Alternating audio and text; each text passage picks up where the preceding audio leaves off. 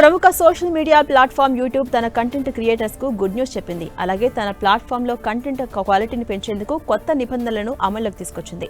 ఈ కొత్త నియమాల ప్రకారం యూట్యూబ్ మానిటైజేషన్ ను 2 దశలుగా విభజించడం జరిగింది. దీనివల్ల కొత్తగా ఛానల్ మొదలుపెట్టిన వారు త్వరగా ఆదాయం పొందే అవకాశం ఉంటుంది. మొదటి దశలో ఛానల్ కు 500 సబ్స్క్రైబర్స్, 3000 గంటల వాచ్ టైం లేదా 30 లక్షల షార్ట్ వ్యూస్ ఉంటే super thanks, channel memberships, shopping features ద్వారా నేరుగా డబ్బులు పొందవచ్చు. అయితే వీడియోల మధ్యలో వచ్చే ప్రకటనల ద్వారా పూర్తి స్థాయిలో సంపాదించాలంటే మాత్రం పాత నిబంధనల ప్రకారమే 1000 మంది సబ్స్క్రైబర్లు, 4000 గంటల వాచ్ టైం లేదా 1 కోటి షార్ట్స్ వ్యూస్ ఖచ్చితంగా ఉండాల్సిందే.